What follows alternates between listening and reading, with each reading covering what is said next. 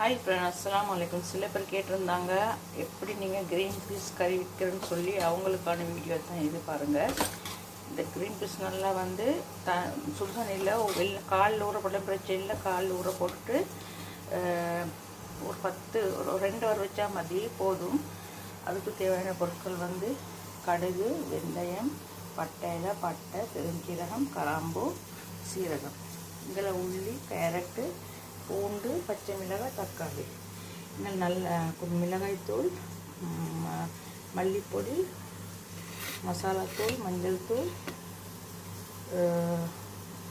Mutton masala, இவ்வளோ தான் தேவை. ஓகே, தீச்சட்டி எடுத்து வச்சு கட்டு வச்சுட்டு இதெல்லாம் அப்படியே போட்டுருங்க. சரியா? இந்த மாதிரி எண்ணெய் காய்ஞ்சதும் போட்டுருங்க.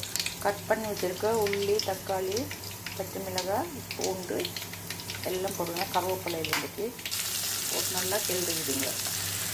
இந்த மாதிரி போட்டு கொஞ்சம் பொன்னிறமாக கொஞ்சம் வறுத்து விடுங்க. சரியா? பெருங்காயத்தூள் கொஞ்சம் ஆட் பண்ணிக்கோங்க. கொஞ்சமாக சால்ட் போட்டுக்கோங்க.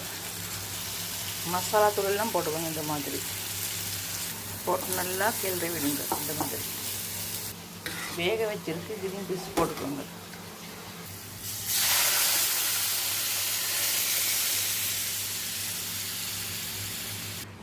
பார்த்தீங்களா? பார்க்க வேறு லெவல். இது மாதிரி நீங்கள் செஞ்சு பாருங்க. சூப்பராக அருமையாக இருக்கும். சப்பாத்திக்கெல்லாம் சூப்பராக அருமையான க்ரீன் பீஸ் குழம்பு ரெடி.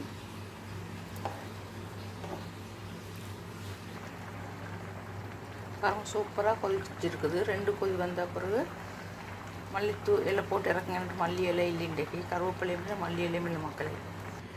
இதுக்கு நம்ம சொல்கிறோம் க்ரீன் பீஸ்ன்னு சொல்லி. சில பேர் வந்து பட்டாணின்னு சொல்லுவாங்க. சரியா? பாருங்கள், பட்டாணி குழம்பு ரெடி. ஓகே,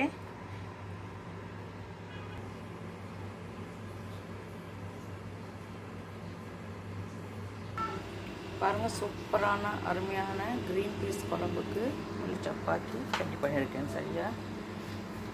பார்த்தீங்களா? அருமையாக டேஸ்ட்டாக இருக்கும் இந்த மாதிரி சப்பாத்தி.